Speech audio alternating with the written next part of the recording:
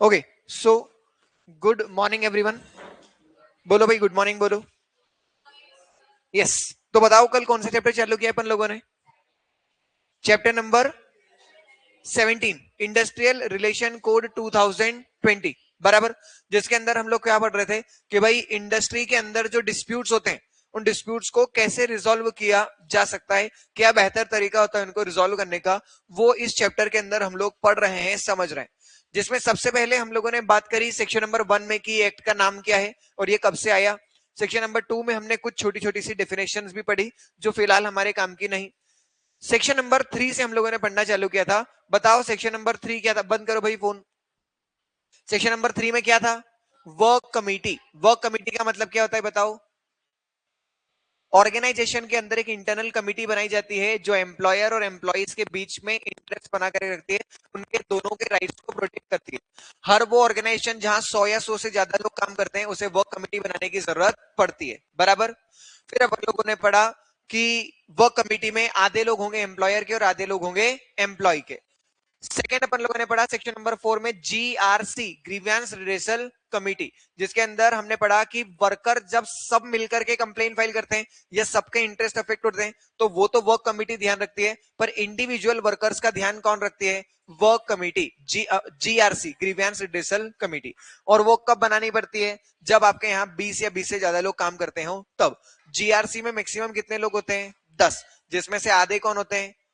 Employer के representative, आधे कौन होते हैं? एम्प्लॉइज के रिप्रेजेंटेटिव। और विमेन्स का रिप्रेजेंटेशन उतना होता है जितना टोटल वर्क फोर्स में उनका रिप्रेजेंटेशन होता है, बराबर। ये सब पढ़ने के बाद फिर अपन लोगों ने पढ़ा सेक्शन नंबर 5।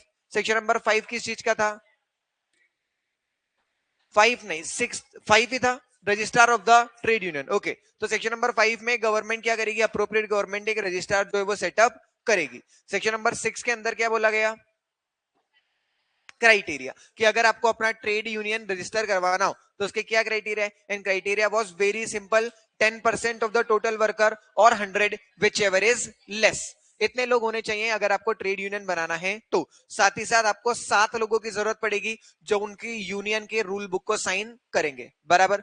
फिर अपन लोगों ने सेक्शन नंबर 7 पढ़ा जिसके अंदर क्या लिखा हुआ था? Provision to be contained in the rule book of the union. मतलब यूनियन तब तक नहीं बना सकते जब तक आप यूनियन की रूल बुक ना बना ले, मतलब यूनियन के रूल्स ना बना ले। और यूनियन के रूल्स में क्या क्या आता है? यूनियन का नाम क्या है, यूनियन का गोल क्या है, यूनियन का ऑब्जेक्टिव क्या है, वो अपने पैसे कहां कहां पर खर्च करेगी, उसके मेंबर कौन होंगे, मेंबर का रिकॉर्ड मेंटेन करेंगे, फंड किस तरीके से यूटिलाइज किया जाएगा, ऑडिट करवाएंगे, साल भर में एक मीटिंग करेंगे, 3 साल में एक बार वोटिंग इलेक्शन करवाएंगे और डेमोक्रेटिक तरीके से फॉर्म को, डेमोक्रेटिक तरीके से यूनियन को ऑपरेट किया जाएगा। फिर अपन लोगों ने पढ़ा सेक्शन नंबर 8। सेक्शन नंबर 8 में क्या लिखा हुआ था? कि आपको एप्लीकेशन फाइल करना पड़ेगी अगर आपको यूनियन बनाना है तो यूनियन बनाने के लिए एक रिटन एप्लीकेशन ऑनलाइन या अदरवाइज फिजिकल फॉर्म में फाइल की जा सकती है, जिसमें एफिडेविट होगा, जिसमें मेंबर की लिस्ट होगी, जिसके अंदर एड्रेस लिखा होगा यूनियन वगैरह का, ये सारी इंपॉर्टेंट डिटेल उसके अंदर जाएगी। फिर सेक्शन नंबर 9 में अपन ने पढ़ा कि अगर आपने 6, 7, 8 के रूल्स को कंप्लाई किया तो सेक्शन नंबर 9 में आपके नाम को यूनियन रजिस्ट्रार अपने रजिस्टर में लिख लेगा और आपको एक सर्टिफिकेट ऑफ रजिस्ट्रेशन ग्रांट कर देगा। साथ ही साथ 9 में अपन ने ये भी पढ़ा है कि कब आपके लाइसेंस को कैंसिल किया जा सकता है। जब लाइसेंस कैंसिल करने के लिए आप खुद ने अप्लाई किया हो, आपने कोई लॉ ब्रेक किया हो, आपके मेंबरशिप जो है वो 10% या 100 से कम हो जाए, या फिर चौथा क्या है? ट्रिब्यूनल, अगर ट्रिब्यूनल बोल देता है तो ऐसे केस में भी आपके लाइसेंस को कैंसिल किया जा सकता है। इन 4 केसेस में लाइसेंस कैंसिल कर सकते हैं। फिर अपन लोगों ने पढ़ा सेक्शन नंबर 11। बताओ 11 क्या था? Communication to the trade union and change in the registration, के हर यूनियन का एक रजिस्टर्ड ऑफिस होना चाहिए जहां पर उससे बातचीत की जाएगी। अगर गवर्नमेंट ने कोई भी कागज भेजा और वहां पर आपका इंसान नहीं मिला तो इसमें गवर्नमेंट की कोई गलती नहीं, हम तो मान लेंगे कि नोटिस सर्व हो चुका है। और अगर कोई भी डिटेल में चेंज आता है तो वो चेंज आपको इंटीमेट करना पड़ेगा रजिस्ट्रार ऑफ ट्रेड यूनियन के पास। यहां तक की बातें, 11 तक की बातें हम कल कर चुके थे, बराबर बातें यहां तक। सेक्शन नंबर 12 से आज अपन लोगों को पढ़ना है।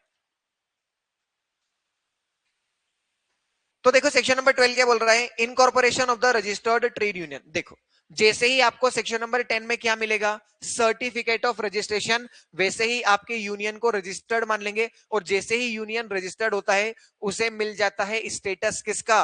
बॉडी कॉर्पोरेट का। किसका स्टेटस? बॉडी कॉर्पोरेट का। जैसे ही बॉडी कॉर्पोरेट वर्ड यूज होता है, ध्यान रखना है, body corporate is a separate legal entity. Body corporate का परपेचुअल सक्सेशन है। बॉडी कॉर्पोरेट सूट फाइल कर सकता है। बॉडी कॉर्पोरेट कॉन्ट्रैक्ट में एंटर कर सकता है। बॉडी कॉर्पोरेट प्रॉपर्टी होल्ड कर सकता है। वो सारे काम जो कंपनी या एलएलपी कर सकती है, वो सारे काम ट्रेड यूनियन भी कर पाएगा, क्योंकि ये कंपनी, एलएलपी या ट्रेड यूनियन का फीचर नहीं, ये बॉडी कॉर्पोरेट के फीचर हैं। जिस जिस भी चीज को बॉडी कॉर्पोरेट मानेंगे, उन सभी के ये सारे फीचर्स होते हैं। उनके पास परपेचुअल सक्सेशन होता है, उनके पास कॉमन सील होती है, वो प्रॉपर्टी ओन कर सकते हैं, वो कॉन्ट्रैक्ट में एंटर कर सकते हैं, वो किसी के खिलाफ सूट फाइल कर सकते हैं, कोई उनके खिलाफ भी सूट फाइल कर सकता है। This are the basic features जो हर बॉडी कॉर्पोरेट को दिए जाते हैं। बराबर बात? कोई समस्या यहां तक? Then comes section number 14, certain act not to apply to the registered trade union। अगर आपने एक बार अपना ट्रेड यूनियन कौन से एक्ट में रजिस्टर करवा लिया? इंडस्ट्रियल रिलेशन कोड 2020 में, तो आपको अपने स्टैब्लिशमेंट को, आपको अपने एसोसिएशन को, आपको अपने वो जो ग्रुप ऑफ पीपल्स हैं, उसे इन किसी भी एक्ट में रजिस्टर करवाने की जरूरत नहीं। कंपनीज एक्ट में रजिस्टर करवाने की जरूरत नहीं, किसी स्टेट लॉ में रजिस्टर करवाने की जरूरत नहीं, कोऑपरेटिव सोसाइटी एक्ट में रजिस्टर नहीं करवाना, मल्टी स्टेट कोऑपरेटिव सोसाइटी में रजिस्टर नहीं करवाना, सोसाइटी रजिस्ट्रेशन एक्ट में भी करवाने की जरूरत नहीं। सिर्फ रजिस्ट्रेशन कौन सा चाहिए? एक, इंडस्ट्रियल रिलेशन कोड। इसके अलावा कोई दूसरे कोड में रजिस्ट्रेशन करवाने की कोई जरूरत नहीं। एक काम करो, 12 और 13 रीड करो, फिर अपन बहुत बढ़िया सेक्शन पढ़ेंगे। काफी समय से अपन ने इतना अच्छा सेक्शन नहीं पढ़ा है। 14, पहले 12 13 पढ़ो।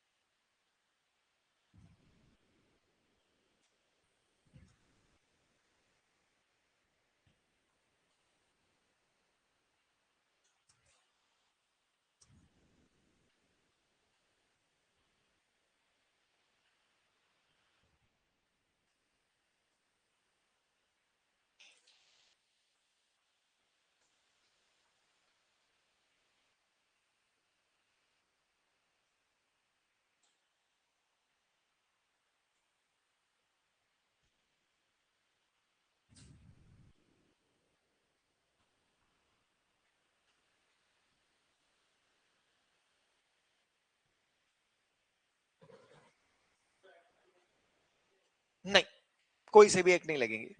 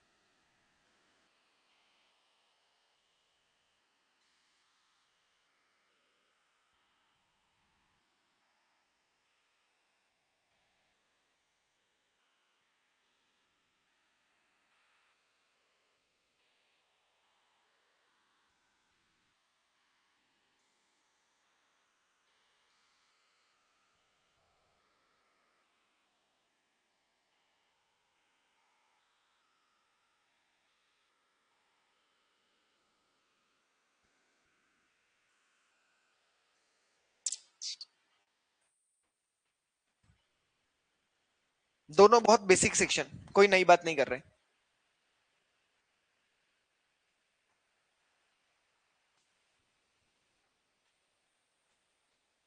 पढ़ लिया? ठीक। अब इस पे ध्यान दो। Section number 14, this is a nice section, बड़ा सेक्शन, अच्छा सेक्शन। देख क्या बोल रहे हैं कि एक ऑर्गेनाइजेशन है, एक स्टेब्लिशमेंट है, जिसके अंदर एक ट्रेड यूनियन है। ट्रेड यूनियन कितने लोगों का है? लेट्स से कि ऑर्गेनाइजेशन में 800 लोग काम करते हैं, उन 800 लोगों ने मिलकर के एक ट्रेड यूनियन बना रखा है। ठीक है, अब 800 लोगों से बात करना तो पॉसिबल नहीं, तो उसके लिए क्या बनाया? यूनियन। उस यूनियन से कौन बात कर लेता है? एम्प्लॉयर। एम्प्लॉयर और एम्प्लॉयर और यूनियन के बीच में जो भी डिस्कशन होते हैं, उसे फाइनल मान लिया जाता है। बराबर? पर होता क्या है ना, कि जैसे 800 वर्कर्स हैं, क्या 800 वर्कर मिलकर के एक यूनियन का हिस्सा बने, ये जरूरी है क्या? जैसे कि अपन तो एक छोटा सा एग्जांपल ले लेते हैं कि मान लो 100 बच्चों की क्लास है, तो क्या 100 बच्चों की क्लास में एक क्लास मॉनिटर से काम चल जाता है क्या? नहीं, सभी क्लास के बच्चे हो सकता है उस मॉनिटर को सपोर्ट ना करें। वो क्या बोलता हो, वो बच्चे क्या बोलते हो बाकी सारे कि हम इस मॉनिटर को सपोर्ट नहीं करते, हमारे हिसाब से तो कोई दूसरा पर्सन मॉनिटर होना चाहिए। मतलब एक से ज्यादा यूनियन भी एग्जिस्ट कर सकते हैं कंपनी के अंदर। क्या बोला मैंने? एक से ज्यादा यूनियन। 800 लोग मिलकर के एक यूनियन का पार्ट बने, ऐसा जरूरी नहीं। हो सकता है लोगों ने मिलकर के 4 यूनियन बना लिया हो एक ही कंपनी के अंदर, काम चारों का एक ही है कि वर्कर के इंटरेस्ट को प्रोटेक्ट करें, पर यूनियन कितने हो गए? 4। ठीक। अब एम्प्लॉयर के सामने क्या समस्या है कि मैं एक एम्प्लॉयर, मैं किस यूनियन से बात करूं? 800 लोगों से बात करना तो पॉसिबल नहीं, इसलिए क्या बनाया? यूनियन। अब तुमने यूनियन भी कितने बना लिए? 4, 5, 6, 7 इतने, क्योंकि यूनियन तो कोई भी बना सकता है ना। 10% वर्कर का सपोर्ट अगर आपके पास में हो या 100 वर्कर आपके साथ में हो तो आप मिलकर के अपना यूनियन बना सकते हो, ये अपन ने पढ़ लिया। तो कितने ही यूनियन बन सकते हैं ऑर्गेनाइजेशन के अंदर, बराबर। अब इतने सारी यूनियन बना लोगे तो एम्प्लॉयर किससे बात करेगा? एम्प्लॉयर तो बेचारा कंफ्यूज हो जाएगा। तो हमने क्या बोला है, अगर ऑर्गेनाइजेशन के अंदर एक ही यूनियन है तो समस्या है ही नहीं। अगर एक से ज्यादा यूनियन है तो पता करो कि क्या कोई ऐसा यूनियन है जिसके पास में 51% ऑफ द वर्कर का सपोर्ट है। कितने वर्कर का? 51। अगर 51% ऑफ द वर्कर का सपोर्ट किसी यूनियन के पास में है तो उस यूनियन को नेगोशिएटिंग यूनियन माना जाता है। क्या माना जाता है? Negotiating union. नेगोशिएटिंग यूनियन का मतलब होता है मेन यूनियन। मतलब क्या? Primary principal union, main union. हालांकि इन्होंने वर्ड कौन सा यूज किया है? Negotiating union. ठीक। अब देखो 800 लोग काम करते हैं, 800 के बीच में हमने बोला कि टोटल कितने ट्रेड यूनियन बन चुके हैं? 7। कितने ट्रेड यूनियन बन चुके हैं? 7। हमने बोला है कि क्या कोई ऐसा यूनियन है जिसके पास में 51% ऑफ द वर्कर का सपोर्ट हो? तो 51 कितना होता है? मेरे हिसाब से होगा 410 या 409 के आसपास का नंबर आएगा। ठीक। हमने पूछा कि क्या कोई ऐसा यूनियन है जिसके पास में 410 वर्कर्स हो? तो हमें पता चला कि एक यूनियन है। तो बस उस एक यूनियन को क्या मान लेंगे? Negotiating union. और बाकी यूनियन से हमें कोई मतलब नहीं, हम बात किससे करेंगे? नेगोशिएटिंग यूनियन से। पर हुआ क्या, हमें पता चला ऐसा कोई यूनियन अपने यहां पर है ही नहीं जिसके पास क्या हो? 51% का सपोर्ट।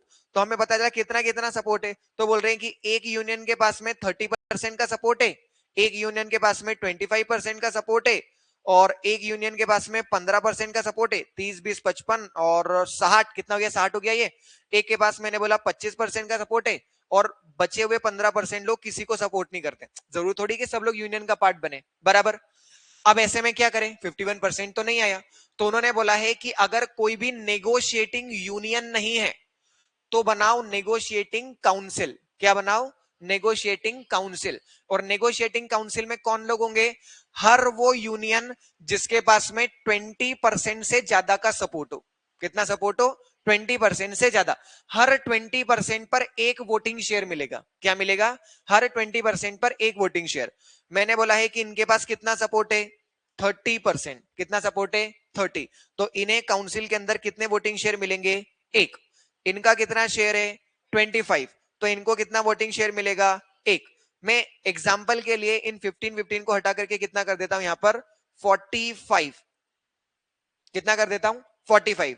तो इसके पास में एक वोटिंग शेयर था, इसके पास में एक वोटिंग शेयर था, इसके पास में कितने वोटिंग शेयर होंगे? 2, क्योंकि हर 20 पर एक मिलता। तो यहां पर कितने 20 थे अपने पास? 2। तो 2 वोटिंग शेयर हो गए, बराबर। अब जब भी एम्प्लॉयर को बात करना होगा तो किससे बात करेगा? काउंसिल से। और काउंसिल में कितने रिप्रेजेंटेटिव्स होंगे? 4।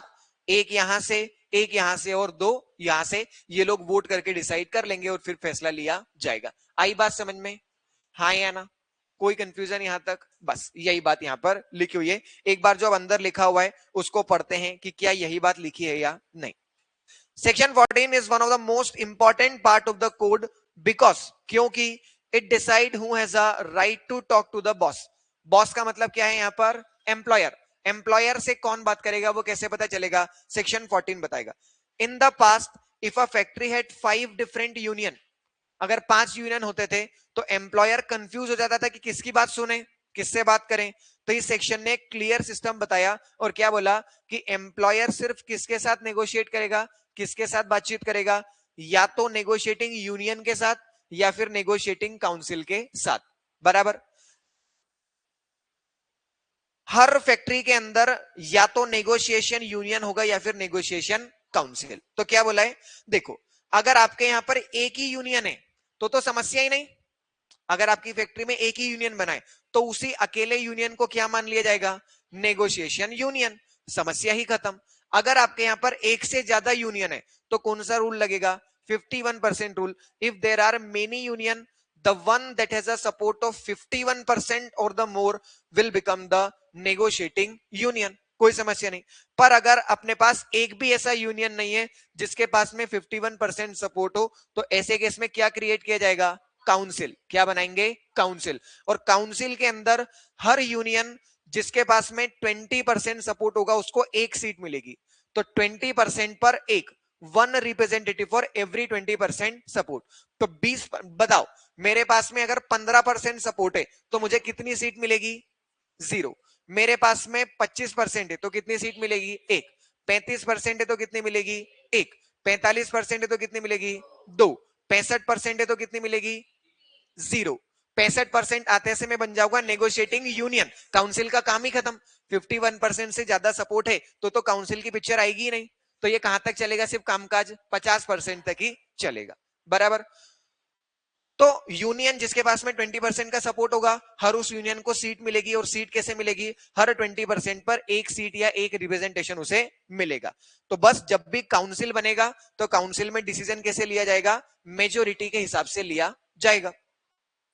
ये जो नेगोशिएटिंग काउंसिल है या ये नेगोशिएटिंग यूनियन है, हम इसे हर बार अनाउंस नहीं करते, 3 साल में एक बार अनाउंस किया जाता है। कितनी बार, 3 साल में एक बार बताते हैं कि हमारी ऑर्गेनाइजेशन का नेगोशिएटिंग काउंसिल कौन है और नेगोशिएटिंग यूनियन क्यों है। पता है 3 साल क्यों लिखा है, क्योंकि हर 3 साल में चुनाव होते हैं। हमने पढ़ा है ना कि वोटिंग कितने में करवानी पड़ेगी, 3 साल में एक बार। तो हर 3 साल में एक बार नेगोशिएटिंग यूनियन या काउंसिल को हम चूज करते हैं। एम्प्लॉयर की रिस्पॉन्सिबिलिटी है कि वो नेगोशिएटिंग यूनियन या नेगोशिएटिंग काउंसिल को क्या प्रोवाइड करे, मीटिंग रूम, नोटिस बोर्ड, ताकि वो नेगोशिएट आराम से कर पाए, अपनी मीटिंग वगैरह अपने मेंबर के साथ में बातचीत वो लोग आराम से कर पाए, बराबर। एग्जाम्पल भी वही वाला दिया है जो मैंने बोला था। एक कंपनी में कितने वर्कर्स हैं, 1000, और रजिस्टर्ड यूनियन है कितने, 3। ध्यान रखना है यहां पर वर्ड है कौन सा, रजिस्टर्ड। यूनियन कैसा होना चाहिए, रजिस्टर्ड होना चाहिए, ठीक। तो 3 यूनियन आ गए। अब एक यूनियन के पास है 450, एक के पास है 250, एक के पास में है 150। अगर एक ही यूनियन होता तो कोई समस्या नहीं होती। अब एक से ज्यादा है तो पहली स्टेप क्या है, 51%। तो 51% तो किसी के पास नहीं, तो क्या बनेगा, काउंसिल। और काउंसिल कैसे बनेगा, 20% फॉर 1 सीट। इनके पास में 45 है तो इनको कितनी सीट मिलेगी, 2। इनके पास 25 है तो कितनी मिलेगी, 1। इनके पास 15 है तो कितनी मिलेगी, 0। और ये तो कोई यूनियन है ही नहीं, 150 लोगों ने तो यूनियन ज्वाइन किया ही नहीं। तो टोटल कितनी सीट्स हो गई, 3। तो सिंस यूनियन, नो यूनियन है 51%, काउंसिल बनाएंगे। काउंसिल में यूनियन ए को मिलेगी 2 सीट, बी को मिलेगी 1 सीट और सी को मिलेगी 0। एम्प्लॉयर इन 3 रिप्रेजेंटेटिव के साथ में बैठेगा और जब भी कोई बात करनी होगी, जैसे बोनस से रिलेटेड बात या कोई सी भी बात होगी, तो वो सारी बात इन्हीं लोगों से की जाएगी। आई बात समझ में, क्या इसमें कोई कंफ्यूजन, कोई कंफ्यूजन। 2-3 एंगल से ये सेक्शन इंपॉर्टेंट है। पहला, ट्रेड यूनियन एक्ट 1926 पहले हमारे कोर्स का पार्ट था ही नहीं, तो ये वाला प्रोविजन पहले हमारे कोर्स का पार्ट नहीं था, अभी आया है। दूसरा, आप लोगों ने देखा होगा कि हम इतने सारे सेक्शंस पढ़ भले ही रहे, हर सेक्शन बड़ा नहीं है, हर सेक्शन में 5 मार्क्स इतना कंटेंट नहीं है, पर इसमें है। इसमें वो चाहे तो केस स्टडी बना सकते हैं, चाहे तो 5 मार्क्स का डिस्क्रिप्टिव बना सकते हैं। तो कुछ वो फैक्टर्स हैं जिनके वजह से क्वेश्चन थोड़ा सा इंपॉर्टेंट बनता है कि शायद एग्जाम में पूछना चाहे तो यहां से क्वेश्चन पूछ सकते हैं, बराबर। Then come section number 15, objective of the general fund, composition of the separate fund and membership fees of the trade union. देखो क्या है कि हमने सेक्शन नंबर 7 के अंदर पढ़ा है कि यूनियन आपको चलाना है तो यूनियन चलाने के लिए पैसे की जरूरत तो पड़ेगी, बिना पैसे के यूनियन तो नहीं चल पाएगा। तो पैसा कहां से आता है, पैसा आता है मेंबरशिप फीस से। कहां से आता है, मेंबरशिप फीस से। हम हर मेंबर से, हर वर्कर से एक मेंबरशिप फीस चार्ज करते हैं। लेट से हमने फीस चार्ज करी 100 रुपए महीना। कितनी चार्ज करी, 100 रुपए महीना। 1200 रुपए एक एम्प्लॉय से आ गए साल भर के, हाँ, जितने भी एम्प्लॉइज होंगे उन सब एम्प्लॉय से कलेक्ट कर लेंगे। अब ये पैसों का क्या करना है, तो बोल रहे हैं पैसों के लिए बनाने हैं आपको दो फंड। कितने बनाने हैं? दो। एक तो बनाना है जनरल फंड और एक बनाना है सेपरेट फंड। जनरल फंड का काम क्या होगा? डे टू डे ऑपरेशन को मैनेज करना। डे टू डे ऑपरेशन मतलब क्या? जो आपके ऑफिस बियरर्स हैं उनकी सैलरी पे करना। प्रेसिडेंट, वाइस प्रेसिडेंट, सेक्रेटरी, इनको कुछ पैसा तो देना पड़ेगा ना, ये यूनियन चला रहे हैं तो। इसके अलावा कोई वर्कर इंजर्ड हो गया तो उसके पैसे। एम्प्लॉयर के साथ में मीटिंग करनी है, वर्कर के साथ में मीटिंग करनी है तो रिफ्रेशमेंट का एक्सपेंस या कोई सा भी एक्सपेंस, वो सारे एक्सपेंसेस किस में से किए जाएंगे? जनरल फंड में से। और जनरल फंड में पैसा कहां से आता है? 100% ऑफ द मेंबरशिप फीस यहीं पर जाती है। ठीक, तो ये तो हो गया जनरल फंड। जनरल फंड वहीं खर्च कर सकते हैं जहां जरूरी हो, और कहां जरूरी है वो गवर्नमेंट बताएगी। इसके अलावा किसी और जगह पर खर्च करना अलाउड नहीं।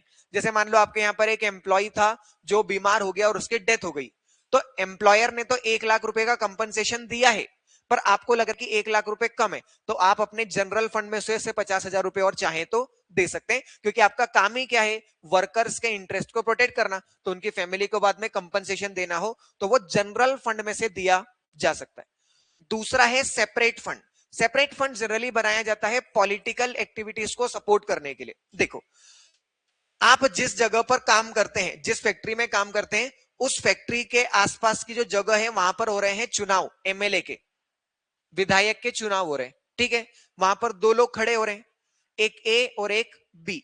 जो ए नाम का पर्सन है जो चुनाव लड़ रहा है, वो वर्कर्स को सपोर्ट नहीं करता है, वो किसको सपोर्ट करता है? बिजनेसमैन को। और जो बी खड़ा हो रहा है वो किसको सपोर्ट करता है? वर्कर्स को। तो आपके लेबर यूनियन ने डिसाइड करा कि अपन अपना चुनाव में किसको समर्थन देंगे? जो यूनियन के, मतलब उन लोगों को सपोर्ट करेंगे जो वर्कर्स को सपोर्ट करता है, उस पार्टी को अपने को सपोर्ट करना है।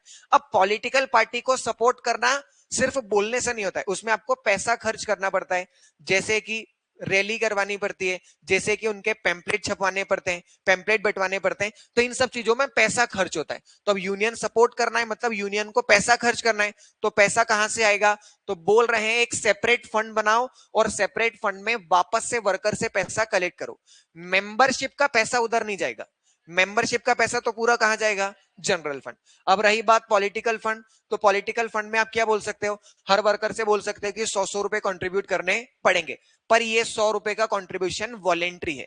वर्कर करना चाहे तो करेगा, नहीं करना चाहे तो नहीं। आप इस बेसिस पे उसके साथ कोई डिस्क्रिमिनेशन नहीं कर पाएंगे। आई बात समझ में मैंने क्या बोला? क्लियर है क्या यहां तक की बात? बस यही बात सेक्शन नंबर 15 के अंदर लिखिए। तो क्या बोल रहे हैं? सेक्शन नंबर 15 बताता है कि ट्रेड यूनियन किस तरीके से अपने पैसों को कलेक्ट करेगा और उसे खर्च करेगा। वो मनी को दो भागों में बांट देगा, एक होगा जनरल फंड और एक होगा सेपरेट फंड। जो जनरल फंड है वो यूनियन का प्राइमरी अकाउंट होता है। It can only be spent on the prescribed object. Government ने जहां बताया है सिर्फ वहीं खर्च कर सकते हैं, जैसे कि ऑफिस बियरर्स की salary, president, vice president, secretary की salary, legal expenses for the dispute, medical aid for the workers and the educational benefit. It can not be use for any random purpose. किसी भी array गेरे काम के लिए इसको पैसे को खर्च नहीं कर सकते। और जनरल फंड में पैसा कहां से आता है? मेंबरशिप फीस से। दूसरा फंड कौन सा बना सकते हैं? Political fund. तो यूनियन एक कंप्लीटली डिफरेंट फंड बना सकता है अगर वो कोई पॉलिटिकल इंटरेस्ट को सपोर्ट करना चाहता है तो। जैसे कि किसी पॉलिटिकल कैंडिडेट को सपोर्ट करना। क्यों कर रहे हैं हम? क्योंकि वो पॉलिटिकल कैंडिडेट लेबर लॉ को सपोर्ट करता है। बराबर बात, कोई दिक्कत नहीं। पर इसमें पैसा कैसे आएगा? वॉलेंट्री कॉन्ट्रीब्यूशन से। No member can be forced to pay into this fund. और अगर कोई पर्सन पैसा नहीं दे रहा है तो उसके साथ में कोई डिस्क्रिमिनेशन भी नहीं किया जा सकता। If worker refuses to contribute to this political fund, union can not deny them any standard benefit. आप उन्हें कोई भी बेनिफिट देने से रोक नहीं सकते, उन्हें किसी भी डिसएडवांटेज में प्लेस नहीं कर सकते। Paying into the political fund can not be a condition for joining the trade union. किसी ट्रेड यूनियन को ज्वाइन करने की ये कंडीशन कभी भी नहीं हो सकती कि आपको पॉलिटिकल कंट्रीब्यूशन करना पड़ेगा। क्यों? क्योंकि वो तो वॉलेंट्री होता है, ये कंपलसरी कंडीशन नहीं। Subscription is the regular amount the worker पे टू द यूनियन। जैसे हम मेंबरशिप फीस के नाम से जानते हैं, वो आपको पे करना पड़ेगा। मेंबरशिप फीस का अमाउंट कितना होगा? क्वांटम कितना होगा, क्वांटिटी कितनी होगी, अमाउंट कितना होगा, वो कौन बताती है, गवर्नमेंट। पता चल रहा है कि हम हमारे मेंबर से कितना पैसा ले रहे हैं, 3,000 रुपए महीना, इतना पैसा लेना अलाउ करेंगे क्या, नहीं, ये बहुत ज्यादा पैसा है, इतना ज्यादा पैसा अलाउ नहीं करेंगे। ठीक है, चलो 14 और 15 रीड करो बुक से।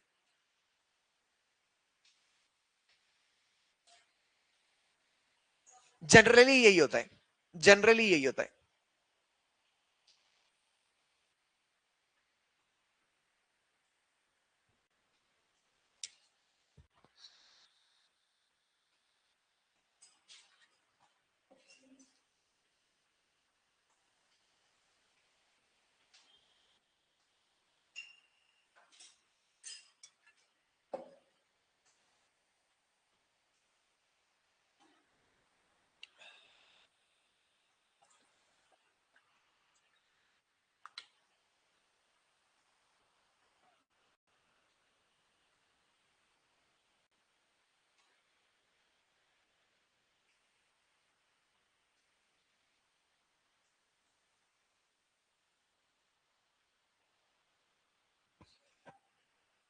डाउट बोलो।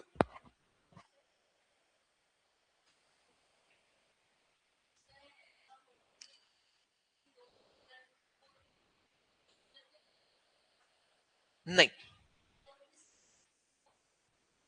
नहीं, एक यूनियन बंद करो।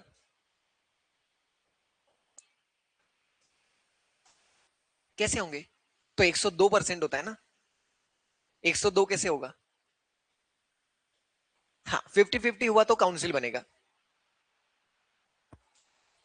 काउंसिल बनेगा, और काउंसिल भी टाई हो जाएगा, दोनों को दो दो सीट मिलेगी। तो फिर किसी थर्ड न्यूट्रल पर्सन को एक, वो क्या बोलते हैं उसको, कौन सा वोट बोलते हैं उसको, अरे आप जनरल मीटिंग के अंदर भी तो यूज करते हो ना, चेयरमैन को कौन सा वोट मिलता है, वो टाई ब्रेक करने के लिए, कास्टिंग वोट, कास्टिंग वोट बोलते हैं ना उसको शायद, कि वो टाई ब्रेक करने के लिए मिलता है चेयरमैन ऑफ द मीटिंग को, मिलता है ना, ऐसा भूल गए क्या तुम लोग। वैसा अपन किसको दे देंगे, न्यूट्रल थर्ड पर्सन को, और वो फिर टाई ब्रेक करेगा।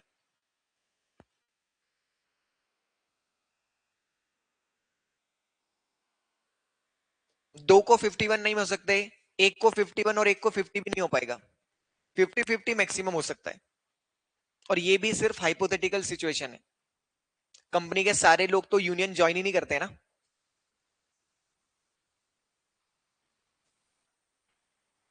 क्या समझ में नहीं आया। अरे एग्जाम में नहीं आती भाई।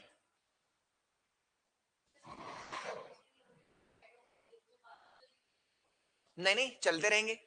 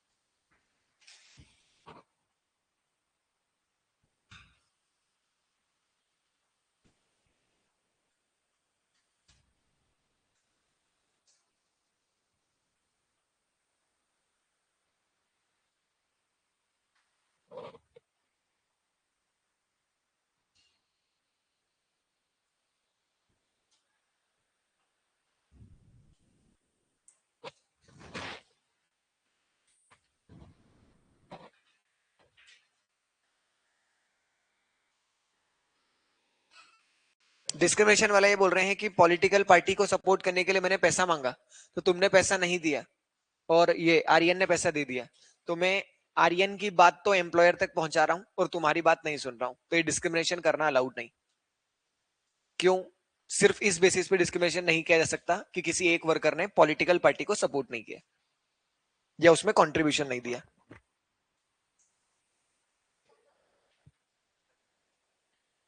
100%, उसके बिना मेंबर नहीं बनाएंगे,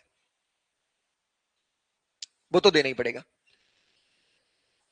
हाँ, वो जनरल फंड में चला जाएगा, 100% जनरल फंड में जाएगा। क्या पॉलिटिकल फंड का एग्जांपल ये लिखा हुआ था यहाँ पर कि हम किसी पॉलिटिकल कैंडिडेट को सपोर्ट करना चाहते हैं, तो उसके लिए हमने फंड बना दिया, बस।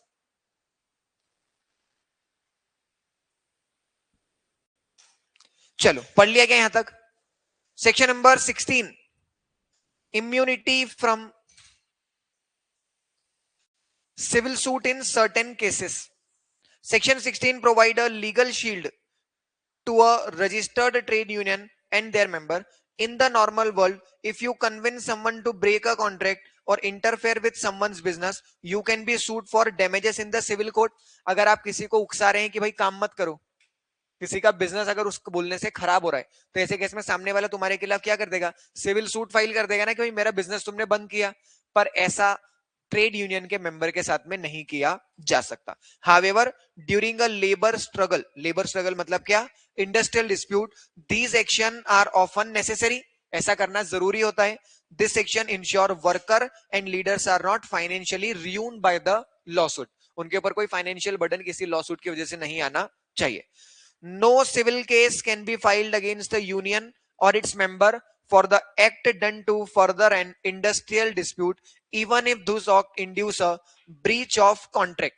आप वर्कर्स को बोल रहे हैं कि क्या कर दो, स्ट्राइक कर दो, तो सामने वाले का क्या हो रहा है, उससे बिजनेस खराब हो रहा है, बिजनेस खराब हो रहा है, उसका नुकसान हो रहा है, तो डैमेज की वजह से वो तुम्हारे ऊपर क्या कर सकता है, सूट टॉट पढ़ते हो ना तुम लोग, डैमेज हो गया, किसी के राइट वाइट ब्रीच कर दिया अपन ने, तो सूट फाइल कर देगा वो, हाँ या ना। हम वैसे सूट फाइल करने के लिए मना करते हैं कि ऐसा सूट आप किसके खिलाफ फाइल नहीं कर पाओगे, ना तो मेंबर के खिलाफ, ना ही यूनियन के ऑफिस बेरर्स के खिलाफ। Causing a temporary halt in the employer trade, अगर ऐसा कुछ भी होता है तो भी हम नहीं कर सकते। देखो, अरे कैसी बात करे, कब से पढ़ लिया तुमने, सबसे पहले चैप्टर यही पढ़ा था। A tort is a civil wrong, a trade union is not liable for a tortious act committed by its agent, बराबर। The act was done if the act was done without the knowledge of the union's executive and the act was done contrary to the express intention. Okay, क्या बोल रहे हैं कि अगर union को पता ही नहीं है और वर्कर बिना फालतू में कुछ भी तोड़फाड़ कर रहे हैं या काम नहीं कर रहे हैं, तो ऐसे केस में यूनियन को रिस्पॉन्सिबल नहीं माना जाएगा। तुमने वो पढ़ा है, क्या बोलते हैं उसको, वाइकेरियस लाइबिलिटी, कि काम कोई एक आदमी कर रहा है और उसके एक्शन से अफेक्ट कोई दूसरा हो रहा है, तो वहां पर एक वाइकेरियस लाइबिलिटी कब लगती है, प्रिंसिपल एजेंट के केस में। पढ़ा ये वाला, प्रिंसिपल एजेंट के केस में क्या बोल रहा है कि अगर प्रिंसिपल ने कुछ किया तो मानेंगे कि एजेंट ने किया, एजेंट ने कुछ किया तो मानेंगे कि प्रिंसिपल ने किया। हालांकि वो यहां पर फॉलो नहीं होगा, कब, जब हमारे एजेंट, हमारा एजेंट कौन है, ट्रेड यूनियन का मेंबर, उसने जो काम किया वो हमसे बिना पूछे किया। अगर उसने हमसे बिना पूछे किया है तो ऐसे केस में हम ट्रेड यूनियन को रिस्पॉन्सिबल नहीं मानेंगे, ट्रेड यूनियन के खिलाफ कोई भी एक्शन नहीं ले सकते। फिर अगर कुछ गलत हुआ है तो एक्शन किसके खिलाफ लेंगे, मेंबर के खिलाफ लेंगे, ट्रेड यूनियन की कोई गलती नहीं। देखो एग्जांपल दिया हुआ है, a trade union in the Indore electronics factory call for the strike to demand better safety gear.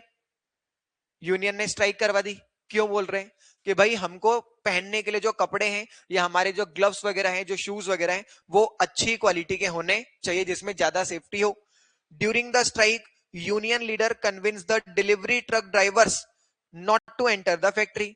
जो ट्रक फैक्ट्री में जा रहे थे उनके फैक्ट्री ड्राइवर को भी बोल दिया कि भाई तुम भी हमारा सपोर्ट करो और अंदर मत जाओ।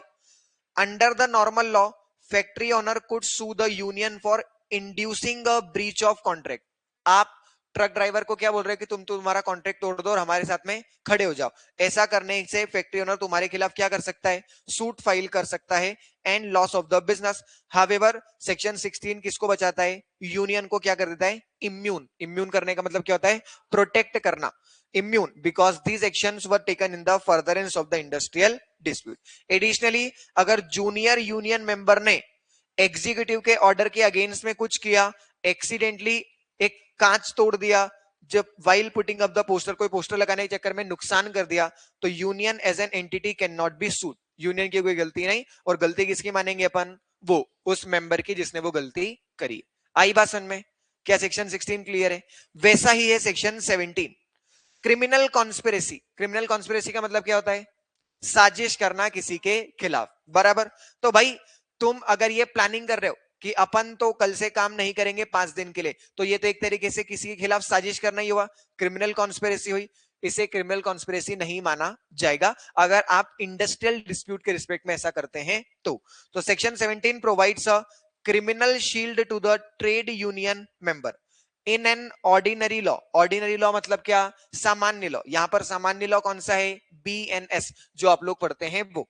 तो इन an ordinary law if 2 or more people agree to do something that causes a loss to someone else, it can be labeled as a criminal conspiracy। अगर 2 या 2 से ज्यादा लोग मिलकर के कुछ ऐसी प्लानिंग करते हैं जिससे सामने वाले को नुकसान पहुंचाया जाए, तो उसे क्रिमिनल कॉन्स्पिरेसी माना जाता है। अंडर, यहां आईपीसी लिखा हुआ है पर चेंज हो गया, क्या है? BNS। However, since labor strike and protest are essentially agreement to stop work, they could technically be called conspiracy। हम यूनियन के स्ट्राइक जब करवाते हैं तो वहां पर तो काम बंद करवा देते हैं, तो चाहे तो ऑर्डिनरी सेंस में उसे भी क्या बोल सकते हैं? कॉन्स्पिरेसी। कॉन्स्पिरेसी बोल के तुम हमारे खिलाफ केस फाइल कर सकते हो। तो ये सेक्शन आ गया बीच में और क्या बोल रहा है कि हम वर्कर को जेल नहीं जाने देंगे, सिंपली इसलिए क्योंकि उन्होंने यूनियन की एक्टिविटी प्लान करी है। क्योंकि अगर ये सब कुछ नहीं होगा ना तो लोग यूनियन ज्वाइन ही नहीं करेंगे, वो डर जाएंगे कि भाई हमारे खिलाफ तो केस फाइल हो जाएगा अगर हमने ऐसा किया तो हमने क्या बोला कि कोई केस फाइल नहीं होगा। Office bearers and the members of the trade union can not be punished just because they made an agreement to further the object of the union. अरे यूनियन का तो काम ही यही है ना, क्या कि वर्कर के इंटरेस्ट को प्रोटेक्ट करे, उसके लिए स्ट्राइक करना है तो स्ट्राइक करे, पर इस स्ट्राइक के प्लानिंग के लिए या स्ट्राइक करने की वजह से उनके खिलाफ कोई भी सूट फाइल नहीं होगा। This applies to any joint plan made by member to push for the better wages, ज्यादा पैसा, बेटर सेफ्टी या फिर better working condition, even if that plan result in factory closing down temporary. भले उससे आपको factory कुछ समय के लिए बंद भी करनी पड़े तो भी उसे क्रिमिनल कॉन्स्पिरेसी नहीं माना जाएगा। दिस शील्ड डिसअपियर्स, डिसअपियर्स मतलब सेक्शन नंबर 17 आपको बचाने नहीं आएगा। कब? If the agreement is to commit an actual offence. If the member agree to burn down the factory, उन्होंने प्लानिंग कर ली कि फैक्ट्री जला देंगे कल, तो वो फिर कोई सेक्शन एक्शन नहीं आएगा, फिर भाग जाना यहाँ से। Physically assault a manager, planning कर लिया अपन ने कि रात को जब ये निकलेगा 8 बजे यहाँ से तो ही अपने को इसको घेर लेना है मैनेजर को, ऐसे कैसे नहीं बढ़ाएगा पैसे। और स्टील कंपनी प्रॉपर्टी, या फिर अपन ने बोला कि रात को ये बस खड़ी है ना, बस ही ले चलेंगे अपन, they will be charge with the criminal conspiracy, तो फिर ऐसे केस में क्रिमिनल कॉन्स्पिरेसी मानेंगे।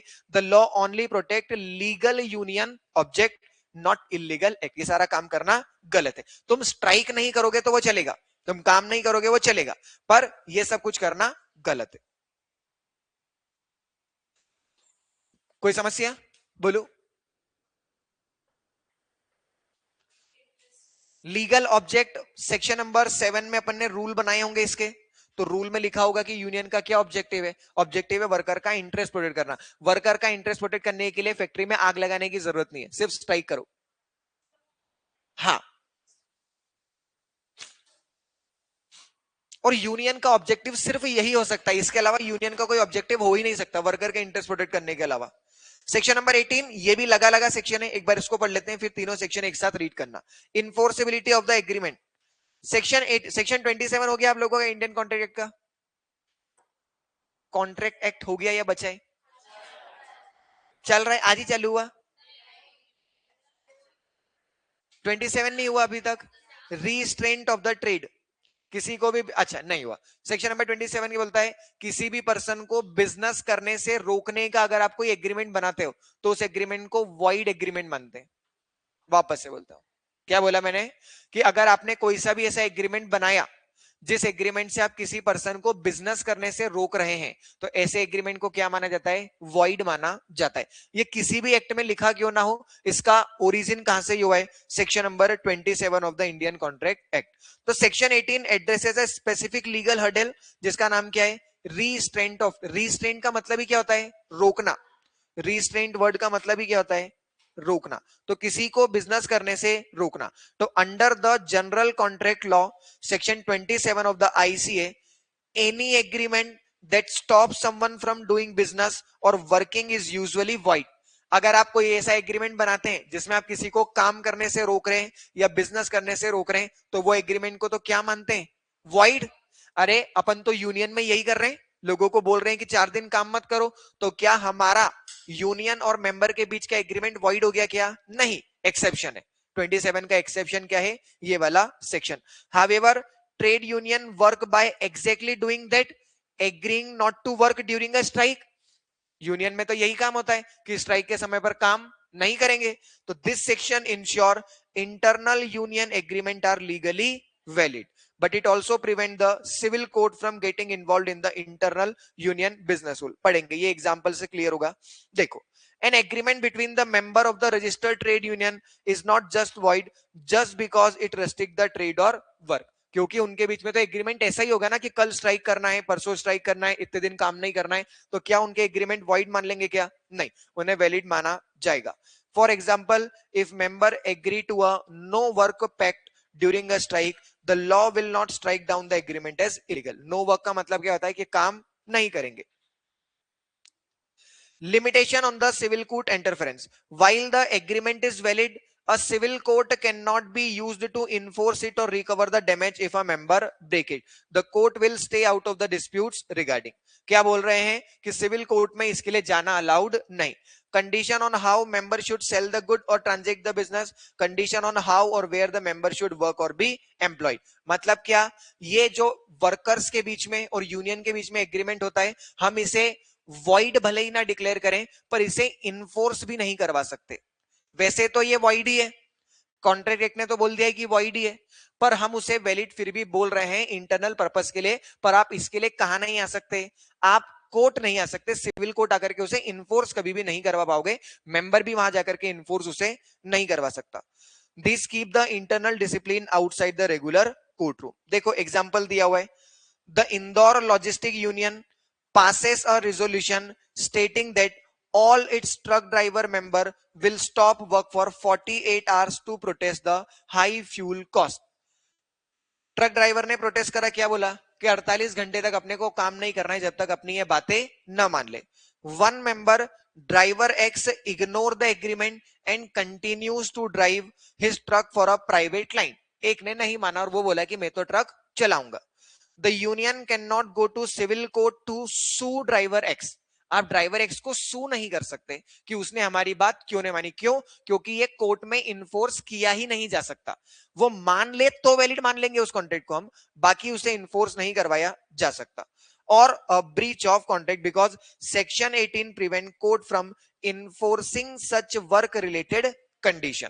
The union only remedy is to take internal disciplinary action. हालांकि आप चाहें तो ड्राइवर एक्स के खिलाफ क्या कर सकते हैं? इंटर डिसिप्लिनरी एक्शन ले सकते हैं। डिसिप्लिनरी एक्शन क्या हो सकता है? उसे यूनियन से निकाल देना कि जाओ अब तुम यूनियन का पार्ट नहीं हो। ऐसा आप चाहें तो उसके खिलाफ कर सकते हैं। आई बात समझ में? 16, 17, 18 तीनों लगभग एक जैसे हैं। एक बार उन तीनों को बुक से रीड करो।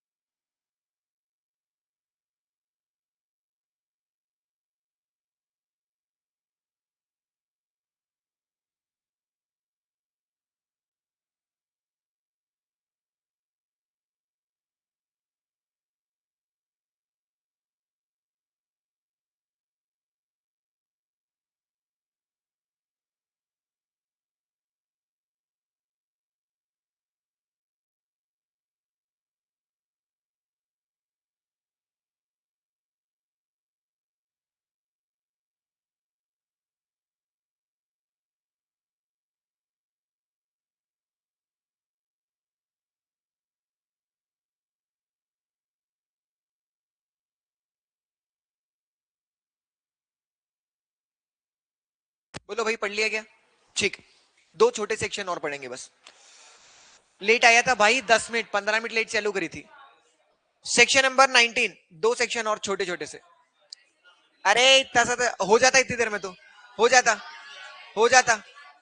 ये रोज तुम ऐसे टाइम पास कर रहे हो। चलो, सेक्शन नंबर 19 है, right to inspect the books of the trade union. देखो, हम लोगों ने पढ़ा है जब सेक्शन नंबर 7 पढ़ रहे थे तब, कि यूनियन को क्या करना पड़ता है, रिकॉर्ड्स मेंटेन करके रखने पड़ते हैं कि उसके यहाँ कितने मेंबर्स हैं, कितना पैसा आया, वो पैसा कैसे खर्च हुआ, बाद में उसका ऑडिट भी करवाना पड़ता है। तो वो जो बुक्स ऑफ अकाउंट्स मेंटेन कर रहे हैं, क्या वो बुक्स ऑफ अकाउंट्स या रिकॉर्ड्स को कोई भी इंस्पेक्ट कर सकता है क्या? तो ट्रेड यूनियन का कोई भी मेंबर उसे इंस्पेक्ट कर सकता है, और ट्रेड यूनियन के कोई भी ऑफिस बेरर्स उसे इंस्पेक्ट कर सकते हैं। सेक्शन 19 बताता है कि ट्रेड यूनियन कोई सीक्रेट क्लब जैसे नहीं चलाया जा सकता, क्योंकि इसमें यूनियन का पैसा लगा हुआ है। अरे यूनियन के मेंबर्स, उसके मेंबरशिप फीस का पैसा लगा हुआ है, तो उसका रिकॉर्ड जो है वो बिल्कुल क्लियर होना चाहिए। तो कोई भी पर्सन क्या कर सकता है, इंस्पेक्ट कर सकता है। इंस्पेक्ट किस चीज को कर रहे हैं, रिकॉर्ड्स को। तो कोई भी ऑफिस बेरर, कोई भी ordinary member of the union क्या कर सकता है, इंस्पेक्शन। और इंस्पेक्शन किस चीज का, दो रिकॉर्ड का। कौन कौन से, पहला बुक्स ऑफ अकाउंट्स, कितना पैसा आया, कितना पैसा खर्च हुआ, कितना पैसा बचा है, और दूसरा अपने यूनियन के अंदर कितने मेंबर हैं उनकी list. The official record containing the names and detail of the everyone currently enrolled.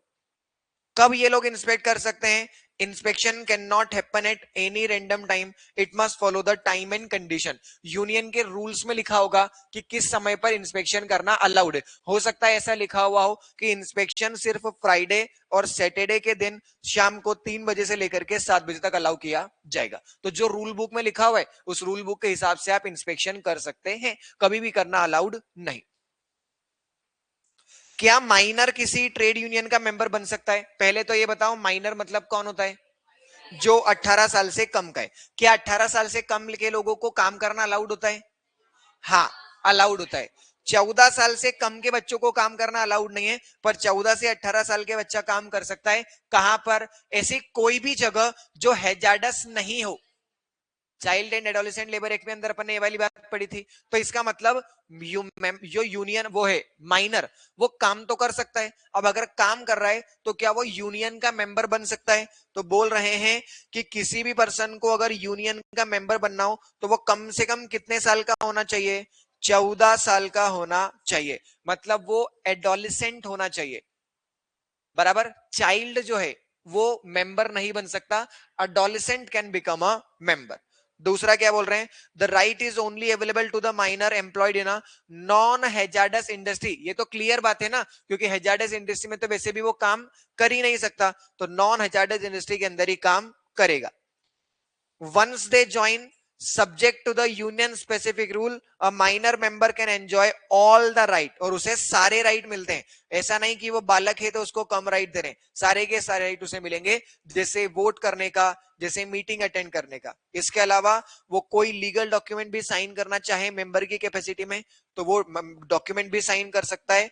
और वैलिड रिसीट्स और legal discharge for the payment receipt from the union, वो क्या कर सकता है, अगर यूनियन के बिहाफ पे उसने कोई पैसा दिया है तो वो पैसा वापस से रिसीव भी कर सकता है। कोई बहुत ज्यादा काम की बात ये वाली लाइन नहीं। Any document sign by minor member in the course of union business is considered valid. उसे क्या माना जाता है, वैलिड ही माना। अगर उसने कोई डॉक्यूमेंट साइन किया है मेंबर के ऑफिस में तो उसे वैलिड मानेंगे। सिर्फ वो 16 साल का है, इस रीजन से उस डॉक्यूमेंट को इनवैलिड नहीं किया जा सकता। ठीक, चलो एक काम करो, 19-20 ही पढ़ लो, 21 कल पढ़ाऊंगा, 19-20 रीड कर लो बस।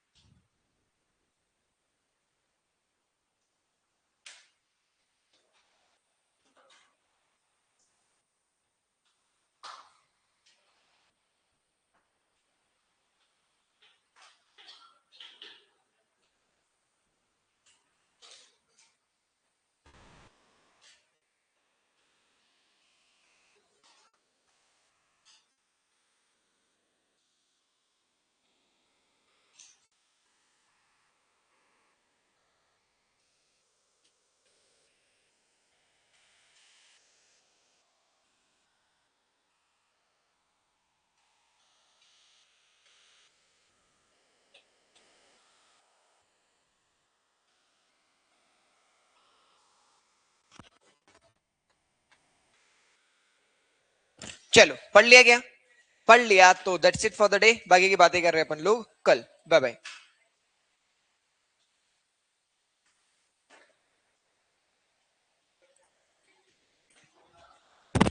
जानवी